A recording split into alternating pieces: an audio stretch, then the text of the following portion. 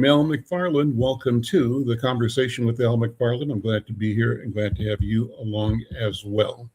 Today is Thursday, February 12th, 2026, and we continue to focus on what's happening in Twin Cities and around the world. We know that we are kind of the epicenter of the quest for accountability, for justice, for restoration that comes from, in recent years, the elevated consciousness that flowed out of the horrific injustices that include the murder of George Floyd, the murder of Philando Castile, and recently the murders of two citizens in South Minneapolis at the hands of the federal government, those being Renee Good and Alex Preddy.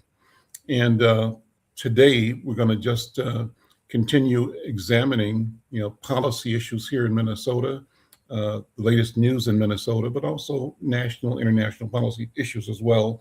I'm pleased to have co-piloting with me today and for the next several weeks, my friend and colleague, James Trice. James Trice is with the Public Policy Institute, Public Policy Project.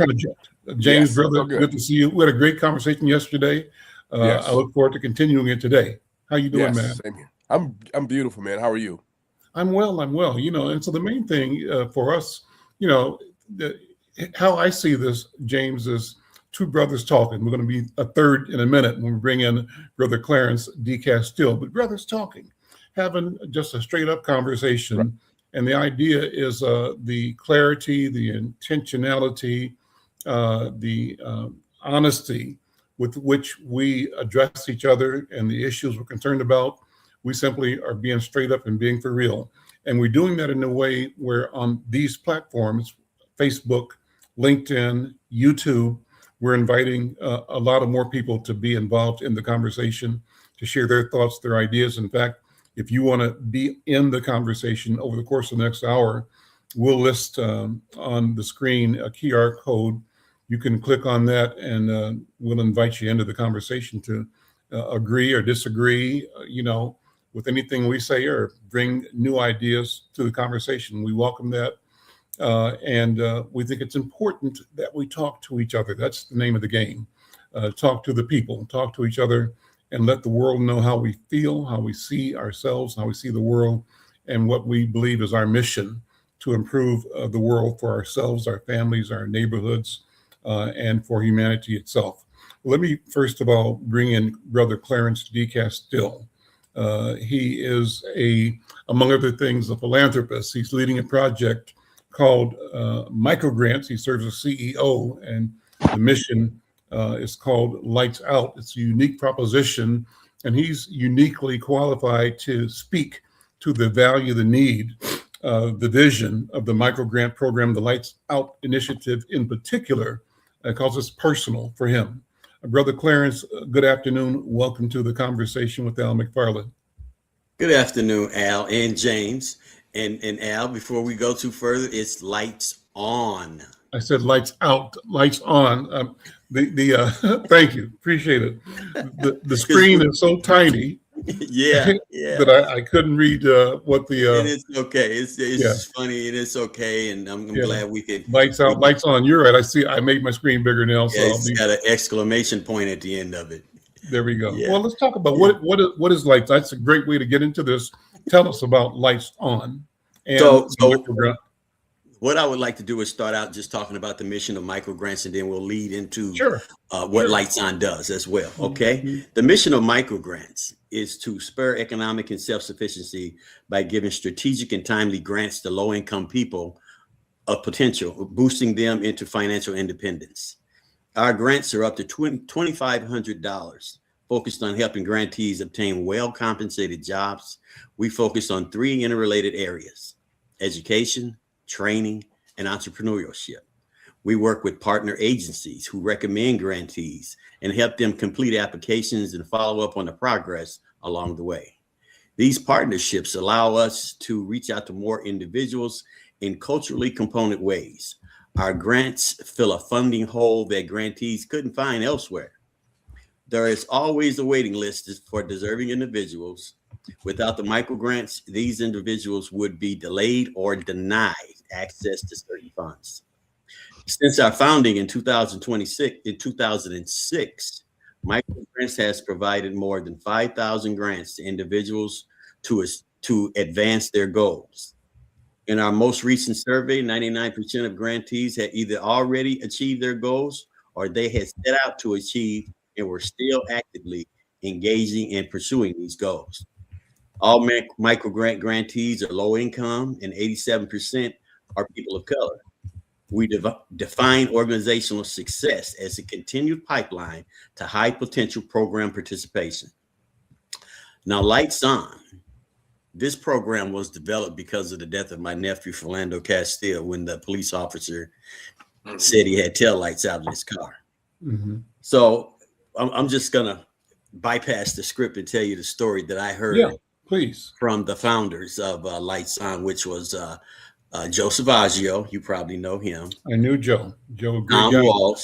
Tom Walsh, and Don Samuels, another staple person. Don, yeah. Mm-hmm. So Tom Walsh brought the idea forward because of what had happened to Phil. He was just curious, was there a program out there doing anything to help people that were in situations like that? And so Don Samuels went on the search to find organizations that were helping people with those sorts of issues, and there were none. So then they decided to create the Lights On program. And back in 2017, Phil was killed in 2016.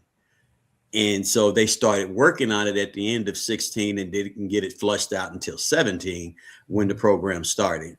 And the program just took off like wildfire.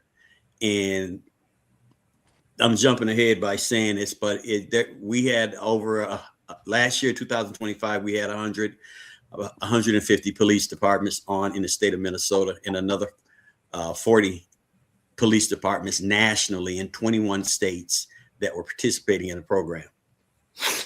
So I'm just going to go back to my script. It says here, Lights On is an award-winning program of micro grants with the mission of healing police and community relations.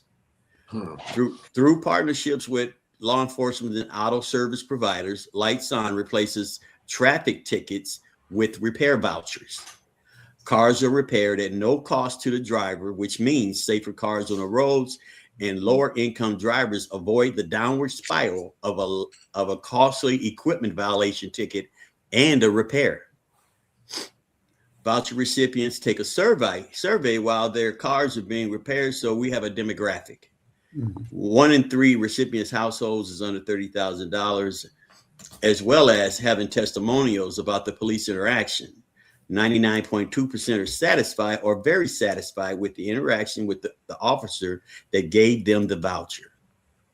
Whereas most of our recipients, 42%, are BIPOC or people of color. You know what I'm saying here. Mm-hmm. And like I said before, Lights On is available nationally, and it is currently in 22 states and 175 law enforcement officers. But the Lights On program, there's 3 ways to deploy a voucher. And one is through your traditional police stop where they pull somebody over. We found that talking with some people like my sister, Valerie Castile, the mother of Philando, she shared that traffic stops, especially in the BIPOC community, carry a lot of trauma. Mm. So we had to develop some ways that we could deploy those vouchers without pulling a person over. Mm-hmm. So we came up with the help of the Target company, a program that's called Sidewalking Streets, which the Sidewalking Streets event removed the traffic stop component while keeping the other hallmarks of the program in place, which is enhanced police and community relations, keeping safer cars on the road, and helping low-income drivers. This block style type party event is hosted by local law enforcement officers for the residents to pick up these vehicle-related items such as lights now you got me done. Lights on vouchers, sometimes car seats, anti-theft devices like steering wheel column brakes, and we also have food, and we give out bicycles and scooters for the kids, because it's a really nice family-oriented type of voucher event. It really is community-oriented, and we invite tabling partners to come to this particular type of event to bring resources, things of that nature.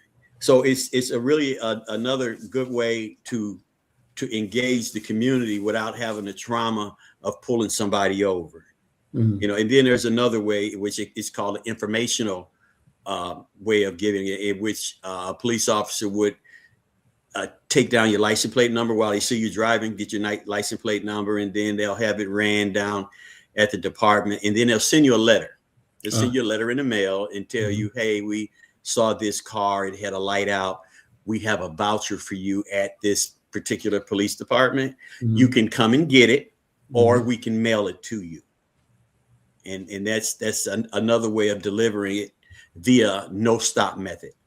And it's everything has its issues, but that's the programs, micro grants, that's Lights On. Yeah, and that's it. Go ahead. Well, it's a wonderful program. I mean, I think about, as you're talking about it, how traumatic a stop can be. James, you and I talked yesterday about just the idea of driving and seeing the lights behind you. Boom. And because of our lived experience, we know that it could always possibly mean something, unnecessary and devastating. We just don't know. And despite our best intentions of being cooperative, understanding, civil, things can turn left because somebody's having a bad day. And so I recall Clarence, I had for a while, kind of like a nephew. We were keeping family friends, young kid with us for about a week or so. It's like a dozen years ago or more. And kid, I was picking him up from school. We were driving up Penn Avenue, regular route. He like me, 4th to 5th grade kid. He looked into the side view mirror and saw a squad car behind us. There wasn't no lights or anything, but he went into a state of agitation that surprised me. And he said, Uncle Al, 5-0 behind us. I said, yeah. What are we gonna do? Nothing. So the point is, I'm saying, why is this kid, his body is reacting, involuntarily, and he's speaking this trauma and fear. And so that's a big deal, and we don't talk about it enough. But you have to talk about it because you have the family experience with Philando. Tell us about that, and talk about how this is one of the ways to reduce the trauma that is ambient, that's around in the ecosphere because of our experience. And James, jump in when you want to. But Clarence, talk about homage to the trauma your family experienced and how you're healing. Yeah, go ahead. So when I hear this and I think about this young man that was riding with you, the first thing I think is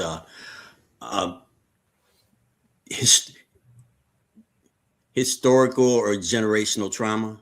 And it's information. I mean, this kid is what, like 5 or 6 years old, or 8 years old, or 10 years old, and has never really experienced anything like this, but has heard things, have seen people react in a certain way, and he's basically mimicking some of the things that he's seen because he hasn't heard anything different. After the death of my nephew, I did what I call a community. It was a community educational forum. That's what it was. And I wanted that. What we talked about was how to handle a police stop, understanding that you don't have to wait to be de-escalated. If you see a situation is escalating, know what to do to bring that situation down yourself instead of waiting for somebody else to control it. because sometimes the people that you think is going to control it, they don't do it properly, and that's how people get hurt. We have to know how to recognize when situations are going awry. In the case with your nephew, I just think he had been misinformed, and that all police was bad police. You know, even though I am a grown man, when those cherries light up behind me, the hairs on my neck still stand up. You know, and I know I ain't did nothing wrong. I know I can talk to the person that's going to come to my car window, whether he's had a bad day or not. I know exactly what to do to put that person at ease. You know, I know not to agitate a situation. And that's one of the things, Al, you're talking about. We need to engage people, whereas they understand and know how to do that as well. You know, we don't have that. I've had conversation with some of other people, and I say, I used to use a catchphrase: comply and not die. You know, to understand de-escalation, like I'm said, and not wait for somebody else to control the situation, have an idea and be a part of where that situation is going to go, and make sure that it's in a positive direction. I'll let somebody else speak now. Well, no, just before you do, walk us back through Philando's story. Yes. I think we should hear that again, if you don't mind sharing it. When Phil was killed, it was a situation that shouldn't have went the way it did, because he did his best to be compliant. You know, he offered information that wasn't even asked. He tried to get out ahead of it, and he ended up losing his life because he tried to get ahead of it. And thinking in retrospect, maybe there's something, one or two little nuances that he could have did to make that situation a little bit different. Now, I'm speaking on Phil's behalf because I don't know what the other guy was doing, the cop. I couldn't get into his shoes at all. Right. You know, but me on the outside looking in, I could just say, I say this: if you ever having a conversation with a police officer, with somebody who's got a gun, somebody who's got control, keep your eyes on them. Keep your eyes on them and listen to them. Make sure there's no misunderstanding about the words that's being said, the instructions that are coming across, you know, and that's in that case with Phil, I wasn't there, but he needed to keep his eyes on that man and keep that contact, that eye contact, and make sure, hey, we're cool. We're all little Fonzies. We're all cool right here. This is going to be all right. And we'll work our way through it. But, it shouldn't have turned out the way it did. Larpenteur Avenue, I think, in Little Canada. Is that what Larpenteur and Fry, right there in Falcon Heights, right behind the fairgrounds, right on the fairground. And as I recall, just a routine traffic stop. No, it was not a routine traffic stop. It was an intentional traffic stop. The cop called into the dispatch and say, "Hey, I see a guy here. He looks like a suspect from a robbery. He's got a wide set nose, you know, something like that. And I'm gonna pull him over and tell him that his tail light was out." That's how the whole tail light thing got involved in there. And he, you know, he had dashboard cam. He didn't have body cams at that particular stop. And conversation ensued. He asked Phil for driver's license and insurance.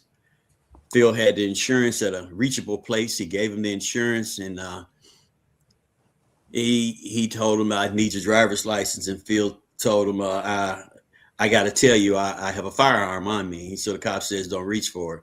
So I'm assuming at that point, Phil was still reaching for his driver's license in his back pocket. And the cop goes, "Don't reach for it." And Phil says, "I'm not reaching for it," but he was probably still reaching for his wallet. You know, he said, "I ain't reaching for the gun. I'm reaching for," you know, he didn't say that, but this, I'm sure that was his intention, was to continue reaching for the wallet. And after that, you know, I think he said it one more time, and then Diamond says he ain't reaching for the gun, and Phil says, "I ain't reaching for the gun." And that's when he shot. He fired 7 shots into the car with Phil, his girlfriend, and a baby in the car. You know, and you know what I've learned about police training and different scenarios and things like that, he should have, if he felt like there was a gun, he should have really, that's when you take control of a situation as a police officer. you escalate to a different, posture and take control of the situation without using deadly force. Mm-hmm. I don't think the gun wasn't out. Mm-hmm. There was no threat, but I mean, I'm not a lawyer, and sure. I have learned some things about police procedure, from being a member of the post board. And it's just talking to cops. I talked to a lot of cops. I was a police reserve officer. So I had opportunities to talk about this situation with several different police officers. And you'd be amazed at the opinions I got, but the public opinions are different than the personal opinions, Explain. What do you mean? Cops, my friends as cops told me that certain things they would have or wouldn't do, but it's something that they wouldn't say on the radio or on the news. Right. That's what I mean. They would tell me one story and then wouldn't say it out in public. Okay. But I learned a few things, and I learned things right away because it was so important to understand these things. And that was why I went ahead and followed up with being a police reserve, because I wanted little kids and Black people in the neighborhood to see me with that uniform on. Clarence Castile wearing a uniform. Why? Some people said, why are you doing this, brother? I said, because I want to learn some of the moves that cops make, and I can bring it back to the community and explain it to our kids and give them another way of handling situations, knowing what de-escalation means, knowing what to look for, and that most of the time, there's no reason to be afraid of a police officer, especially if you ain't done nothing. That's right. But we have so many examples where the innocent victim gets killed. We got so many examples of that too. So that right there creates more stress, more trauma, more fear. There's been plenty of times where I've talked to young men, and when I talk to them about that de-escalation thing and not being afraid of the cops, and they're like, man, screw that, I'm running. A bullet can't turn no corner, and saying stuff like that. And I'm like, no, man, that ain't the way to go. That ain't the way to go. But these young folks, they just think in a different way. And I haven't given up on them. I'll continue to have my conversations with them and try to give them a more positive way of looking at things and handling situations, especially things with the police, because it's real easy for them to say, I fear for my life. And that's all they have to say. And that shouldn't be the case, because the way I see it, a cop shouldn't fear from nothing. Right. Yeah, you got the weapons and the backup. Man, you shouldn't fear for nothing. Right. And so kind of amazes you when you watch the tape of the my words execution of Renee Good and that Alex Purdy kid. And Alex Purdy, it's amazing. Yeah. All these officers are there, and they've got the situation and the perimeter and everything in control, and yet they decide to use lethal force. That's a different look, Al. Yeah, that stuff is so out of control, man. It's just utter chaos with these ICE and Border Patrol people. They're doing things so clandestine. They're not being open and honest and transparent with the local police departments. And they call the local police departments when everything that just went crazy. And it's like, now we'll call you guys to get some help, but it's like, it's a shit show. Excuse my language, but just a show of all that. And it's like beyond pulling this back. We got to go to Beirut before we can pull it back. It's got to turn into Beirut, and then we can pull it back, And it's like, if we would have just communicated, if the feds would have communicated with the locals before they went in there, so that they could have, crowd control or protection when they go in and serve a pseudo warrant or whatever it was, or collect some people. If they had people in place to help them already, I believe they would have had less chaos. That's what I believe. And I'm sure a lot of other law enforcement and citizens believe that as well.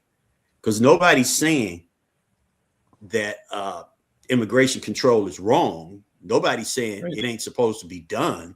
It's just there's a way you're supposed to do things. if you want to protect the sanctity of life. And nobody is saying we don't want law and order. No. Nobody is saying we don't want to be living in fear in our neighborhoods, and even in our families. So nobody that I know of wants to eliminate the role and responsibility of the police department and of law enforcement, but everybody wants best practices.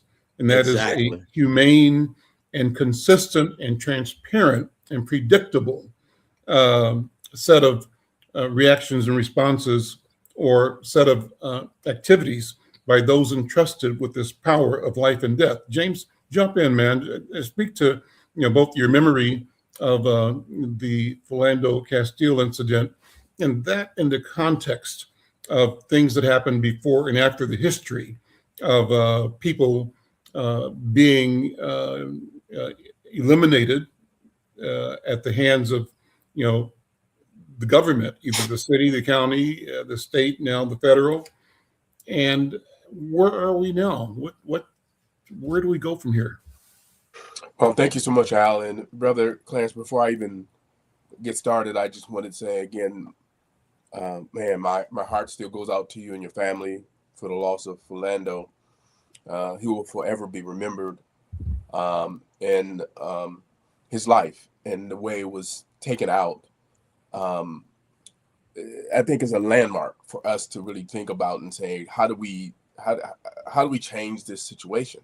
So I want to say, first of all, man, my heart still goes out to you, man. And thank you for really the work that you're doing, man, to be able to do it. I also want to say, man, I'm really amazed at your willingness and ability to be able to still interact with police officers after what happened to your nephew. I mean, when you talk about the post board, a lot of people don't know what the post board is, and I'd like you to talk more about that. I know somewhat about what it is, but a lot of people need to understand who they are and what they do. But I am amazed, man, at your willingness and your ability to be able to do that. I don't know if I can do what it is you're doing. I've just got to be honest with you. But there's a lesson here, and the lesson is about leaning into a situation. Yes, it is. What you've done, Brother Clarence, it seems to me, is where tragedy occurred, trauma, you've leaned into it and not run from it, not hidden from it, but you've taken on the responsibility of leaning into it and trying to bring healing, awareness, and change for everybody. And it's not us against them. It's how do we make this thing work for all of us? That's how I'm reading your work and your activity, which I call heroic. It is. It's heroic, and at the same time, it's astounding. I just got to be honest with you, man. Philando Castile, and again, God rest his soul, wasn't the first. No. Right? And he's not going to be the last. We have a long history of a tense relationship with law enforcement, because we know how they were created. They started off as slave patrols. I mean, let's be real about that. Right? And so I don't think that they've changed their tactics, right?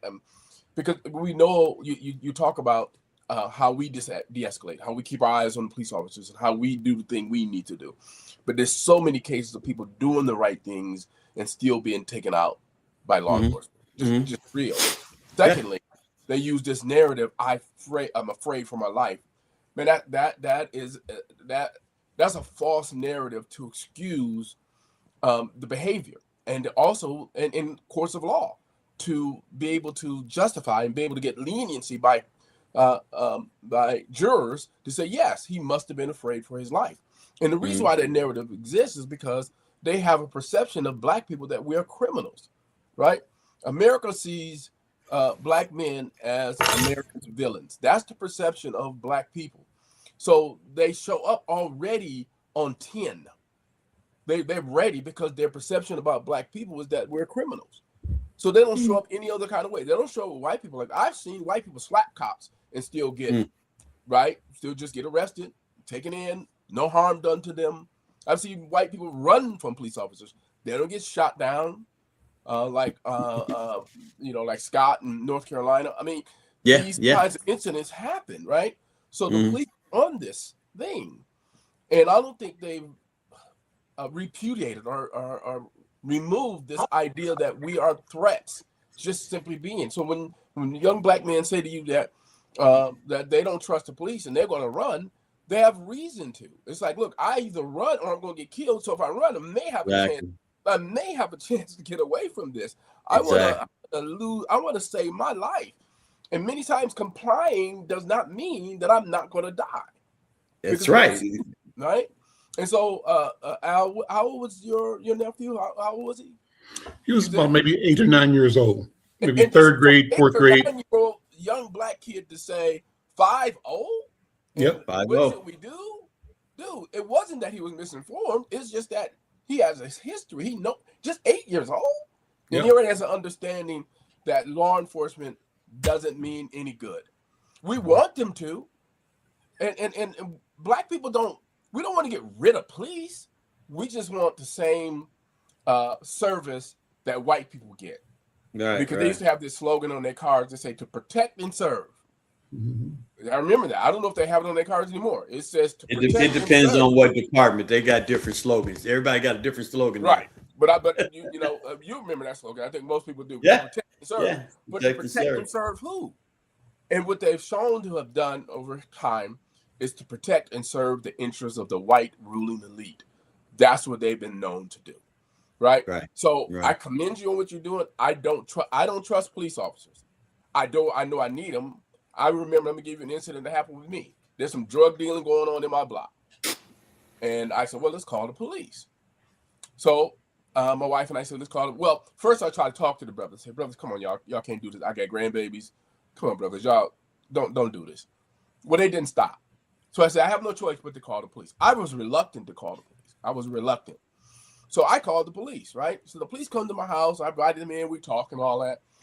So, I'm watching them. So they leave my house. And they said, okay, we'll address that. They leave my house, go to the drug dealers that are right there and start talking to them about me calling the police on them. Oh, damn. Dude, this is true. They talked to the drug dealers about me calling the police on them. Saying, they told on you. Yes. And they pointed at me and said, your neighbor here says you out here doing drugs and they want you to stop. And after that, several months, my cars were vandalized, all of that, man. I had a similar situation. I lived in St. Paul over on Aurora, and there was a bar around the corner called the Gopher or the Badger, right on University and Grotto, right there. I remember that. Yes. And then that little strip of Grotto from University to Fuller, while I lived there, was just a little drug haven. I mean, you couldn't drive down the street without somebody getting in front of you asking you what you need. You got people over there doing things, by the alley, smoking, selling, whatever.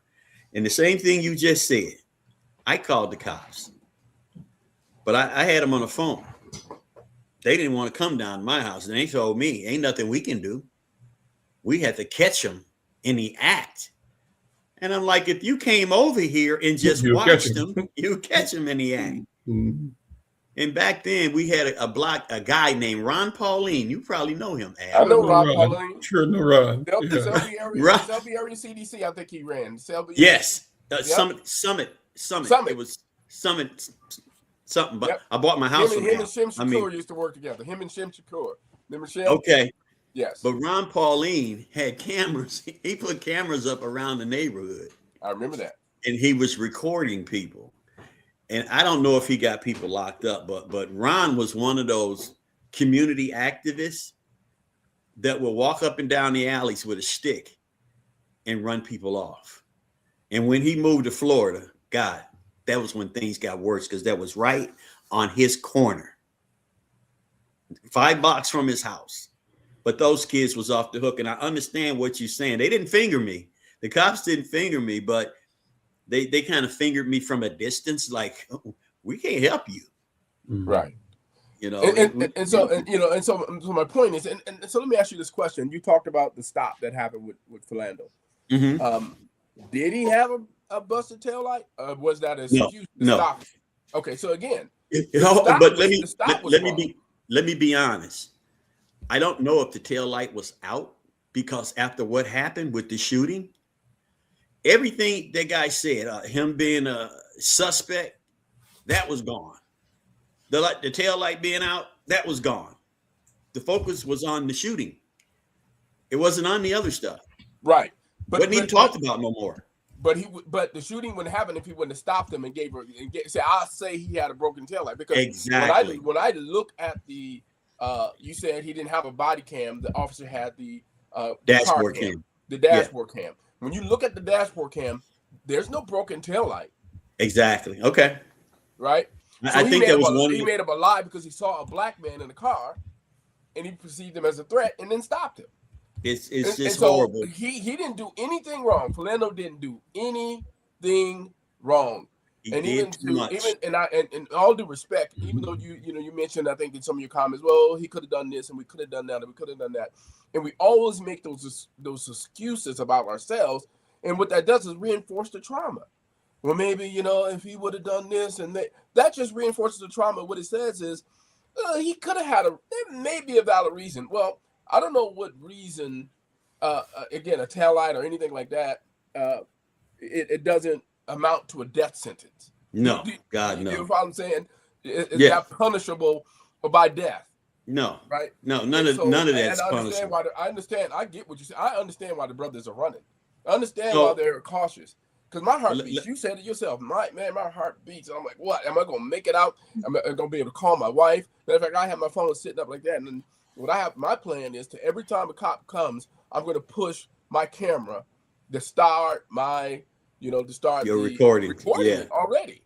Right. You have a dash cam in your car? You have a camera in your car? Okay. Just start recording, right? So I know this brother named Thomas Berry has an app called 12 Watch, right? Yeah. Which begin to record police encounters, and so check that out. I encourage people to get that. I'm not trying to promote a product. I'm just saying, right. I think that's something like that is something that I think every black person needs to have in their community. I believe that. Mm-hmm. So anyway, I just want to say that thank you for doing what you're doing. I commend you for doing it. It's hard work. Again, you was on the post board, so you have familiarity with police, those kinds of things. Let's see how it works, man. I just want to say that I don't think it's just. I think the culture of policing has to change. Definitely. I think all of the stuff that we're doing, and it still won't change until the perceptions that law enforcement have about us as black people, that has to change. Unless that changes, there's nothing we can do to keep them from killing us. Let me just comment on the ICE piece too. And you talk about ICE coming in. Yeah. They came in with masks. Yeah. Right. So before they hit the streets, they had masks on. So if it's legitimate, if it's above board, if it's law, if it's we got to get these immigrants out, why do you have masks? Why wear masks? Let us see your face. Because if it's above board, let us see your face. Period. I think that's just number one. Let us see your face. And they're not. Even now, they're not. We don't see who they are. I believe with the type of marching orders that they had, that's how they come in. That's part of their group strength, is not for people not to know who they are. But if you're legal, as an individual, and the reason it's legal is because they have federal backup. They have federal okay. No, I'm saying if the detainees, if they're going out getting illegal immigrants, first of all, let me just say that if they're going out, then it's legal for them to do, which means they shouldn't wear masks because they're protected. They right? shouldn't. And then you talk about deportation. Everybody knows that Barack Obama was considered, people called them the deporter in chief. He deported more immigrants than any other president ever, and even more than even what President Trump is doing. But he didn't do it like this. There was no civilians murdered. He wasn't busting in houses, shaking down doors, taking out immigrants half naked in 0-degree weather. Dude, he didn't do it like that. He's locking up little kids, putting kids in jail. Handcuffing kids. Yeah. Barack Obama didn't do it like that, and he was successful at removing hundreds of thousands of illegal immigrants. And so what I'm saying is this is not above board at all. This is to oppress Black and brown communities, to terrorize us, to put fear in us, to say we're going to do what it is we want to do to you, and that's it. Period. You know, threaten people. I mean, pretty and good. That never should have happened. That's all. Let me shout out Mike. Let me shout out Mike V in the chat. He says Philando was unjustifiably stopped 46 times prior to the incident that ended his life. And he said he'd love to see the data over the past 30 years for Minnesota police and their interactions with Black people versus white people. And he also said regarding the comments you just made on ICE that you also have folks impersonating ICE agents with masks, and they're showing up in counterfeit uniforms. So we don't really know who's who at this point. How could that be? I mean, that's like why you having gotta take the mask off. That's why the mask got to come off. Yeah. Because you do have people who are imposters, and women be. I've been hearing stories of women being abused. Right? They're saying, "We at your door. You got to let us in." Right? We're ICE. And, I mean, anything can happen to people, man.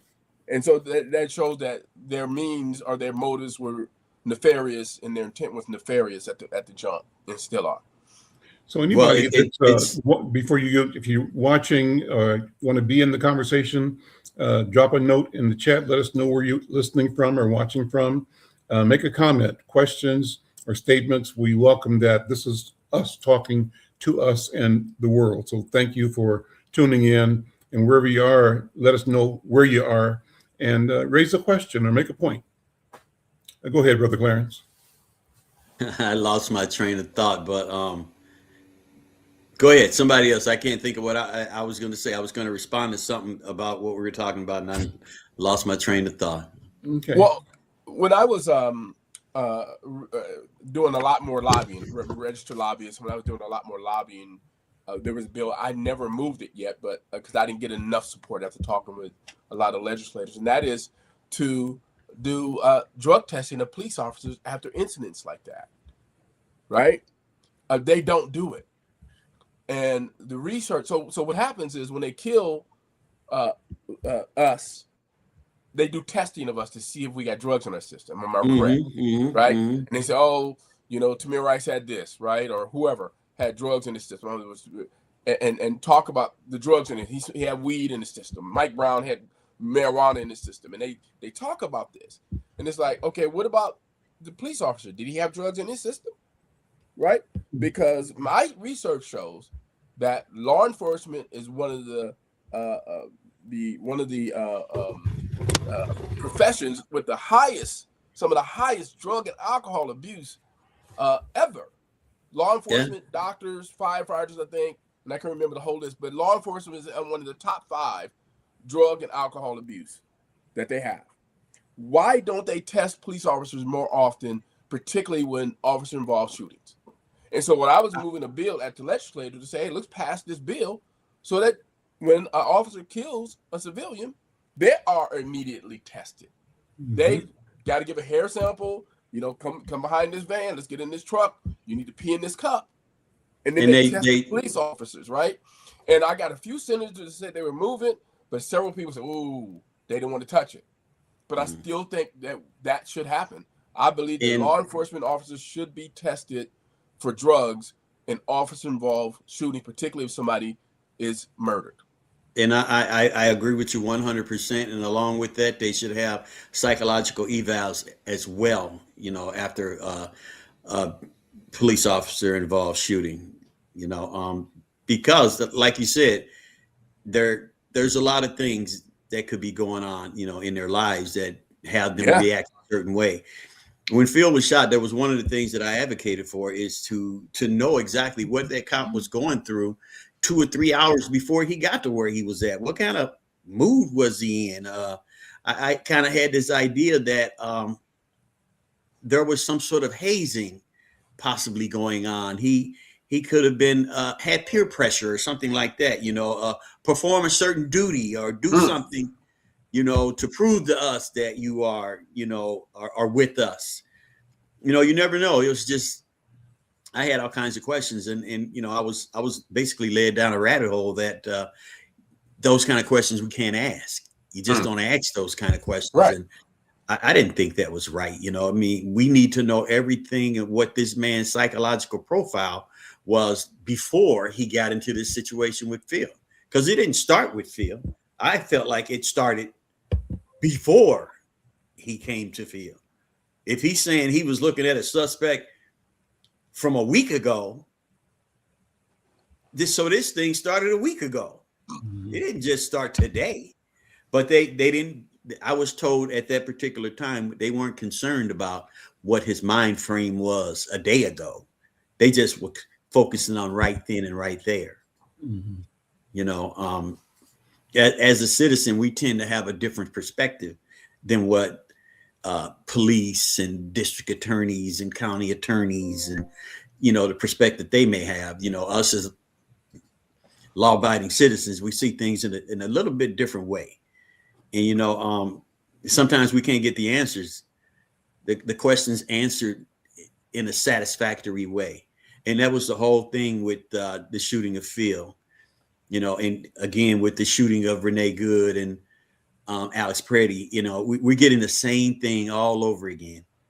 You know, that's what I see. I see the same injustice from 2016 to right now that started back in 1786 or whatever. You know, the same type of injustice, you know, with slavery. I mean, it was about, this whole thing is about money. It's about money, you know. It's just a lot that we have to focus on and be careful of and teach our people how to handle certain things. Yeah. You know, you talk about Boyce Jones drops a comment saying the message is that government is saying we're going to keep our knees on your neck. And he says that the subsequent Black Lives Matter blowback reinforces the message of the power of organized protest as a successful tool that has to be squashed. And Minneapolis, he said, was a test case that went woefully awry. No coincidence that both assassins symbolically had the same temperament as Derek Chauvin. So thanks for the comment. Sir. Well, thank you. Yeah. Let me say to Boyce, if I can respond, I don't know it went awry. I think it went the way they wanted it to go. I'm just being honest with you. You know, the intent was to terrorize, and if somebody gets killed in the process, so what? They're just casualties in a war that we have against these people. Right? And it was the marching orders of the government is that come in here and hurt people. Yes. Just tear their butts up. Yeah. Tear their butts up. Put your mask on and go over there and do whatever you think you can do, whatever you want to do in Minnesota.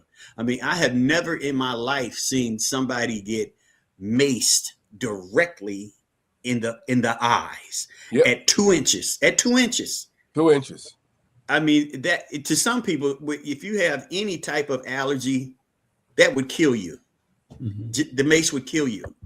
It will. Because, I mean, those films are so powerful. You can spray that hundreds of feet away, and people can still feel the mist in their eyes. But just imagine it being inches from your eyes. Yes. Inches from your mouth, your nose.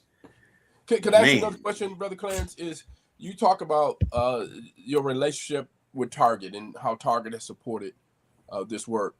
How do you do that in the context of now this present boycott that many are having against Target?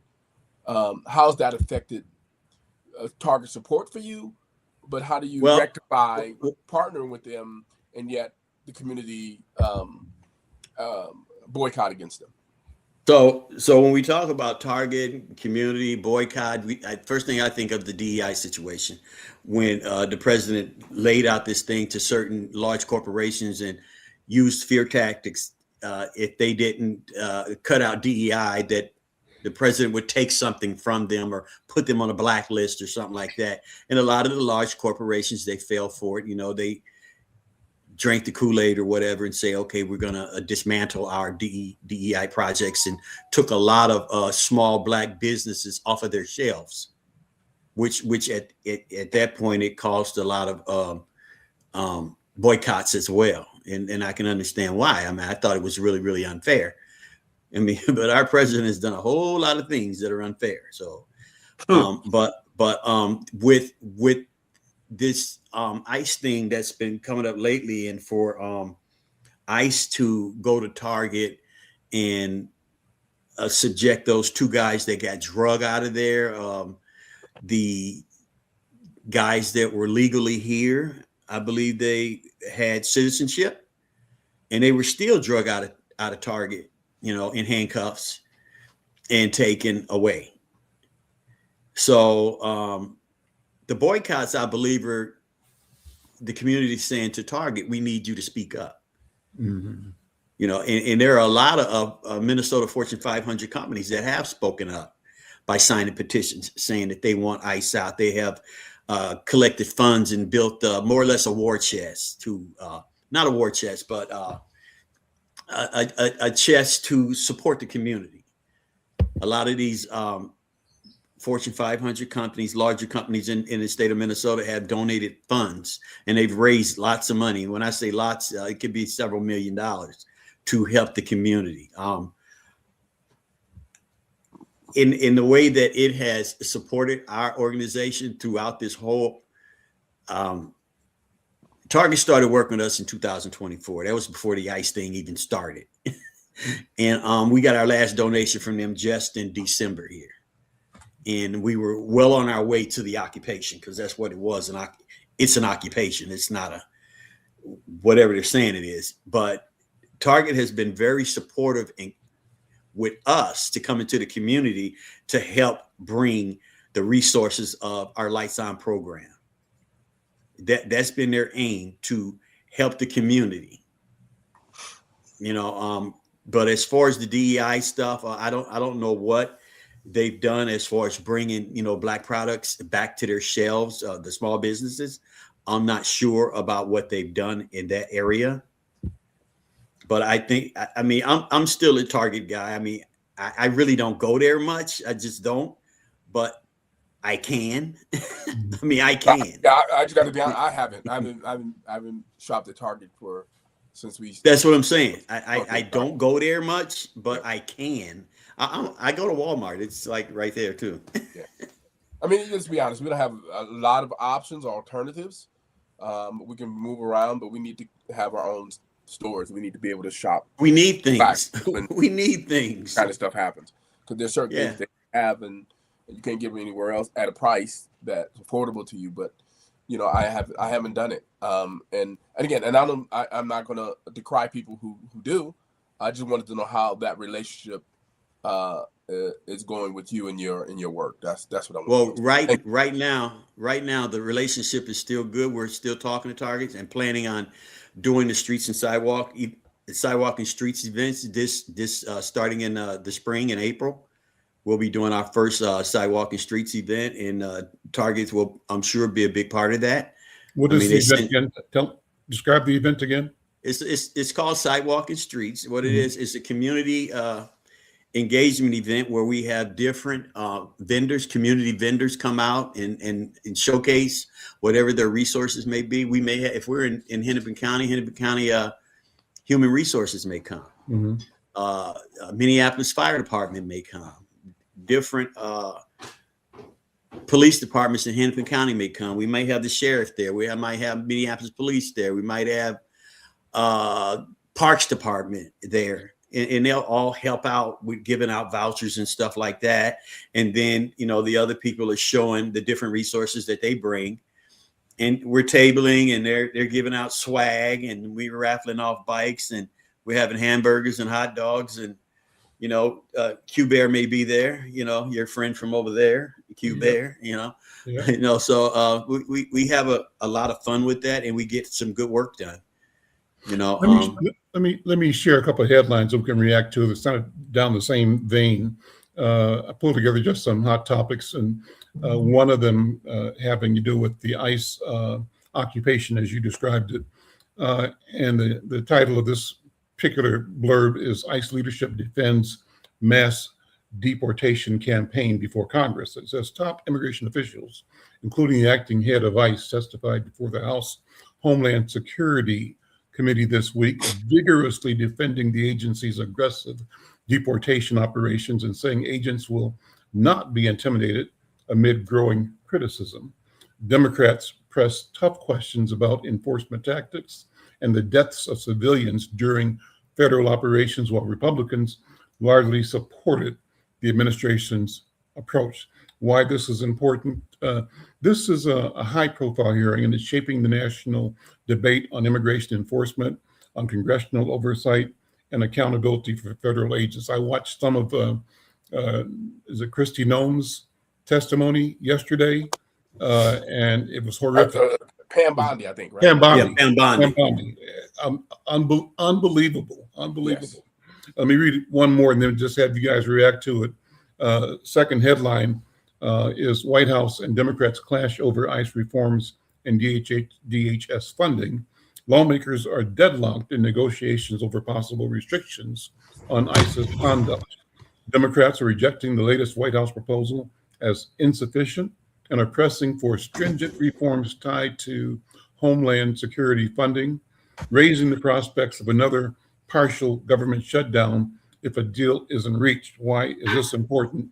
The funding deadlines are imminent, and the battle over ICE reforms is now a central flashpoint in Congress between the White House and Democratic leaders. The third one says a federal judge blocks key ICE policy changes. In a significant legal check on the administration's immigration agenda, federal courts have temporarily blocked Department of Homeland Security limits on ICE oversight and halted plans to end temporary protected status, TPS, for Haitian migrants. That's a move that would have made hundreds of thousands subjected to deportation. Why this is important? These court rulings directly affect national immigration policy and the reach of ICE enforcement powers. So, James, respond to that if you would. Well, you mentioned a lot. So, which one? The final one? Any one of those? The last one with the Haitian, piece.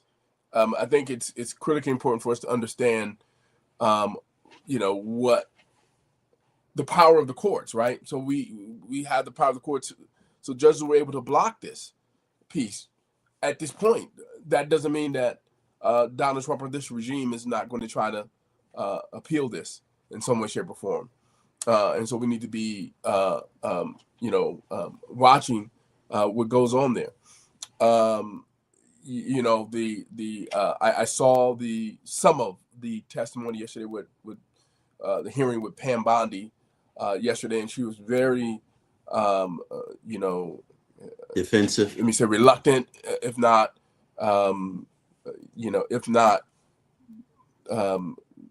just really nasty, I guess. I don't know what the right word to say at this point. But trying to defend what it is she is they are doing, right? She was really aggressive.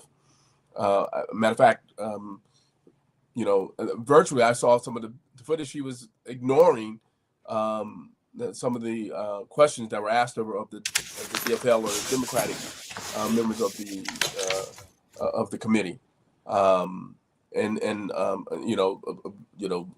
very curt with them, and so it was kind of amazing. But it didn't help that the chair of the committee is Jim Jordan, who was a friend and colleague of Donald Trump. So it didn't help that the chair was him. So the Dems were not able to really do much with her. But I like Jasmine Crockett. I like the way Jasmine Crockett handled the situation. I saw that exchange. I saw a few other exchanges, but she was just very resistant, and I think that it shows. What it shows is this regime and how it acts and how it wants to interact with regular citizenry. They have no intention on backing down, and they want to continue to move forward and justify what they're doing in our communities. So, that's my take on it at this point. Well, let's call it quits there, guys. Our hour is up. But Clarence, I wanted you to invite people to support the microgrants program. Can you hear me? Yes, yes, I can. Yeah, and you are take a minute to invite people to support you and be aware. Yes, they can go to our website. We have a donate button on the website, which is Lights On Minnesota. You can give there at Give Butter, and we are working very hard in our community to make our streets safer by getting people's headlights and taillights turned on. Mm-hmm. And we support you through that way. And then there's microgrants, which helps citizens do some sort of educational stuff, building your small business if you have one, to help you build your small business. And when the time is right, you go to our website and we'll give you information on different agencies, partner agencies that you can work with, and they'll help you fill out an application and try to qualify for one of our microgrants. And it'll be happening in April. There we go. James, contact for you. James_public_policy_project@msn.com. You can reach me there. So yeah. Okay, listen, guys, thanks. What a wonderful conversation. Brother Clarence, keep up the good work. James, always great to hang out with you. Love your wisdom, your insight, and your analysis. We'll be here again tomorrow. Tomorrow's program is called The Healing Circle, but we're staying focused on the issue at hand. All of it is about healing and us becoming our best selves in community, us understanding our role and our potential as sovereigns in a space that ought to look like us, reflect our sense of dignity and our sense of value for all humankind. I'm Al McFarland. I'll see you next time. Take care. Bye-bye. Good night, gentlemen.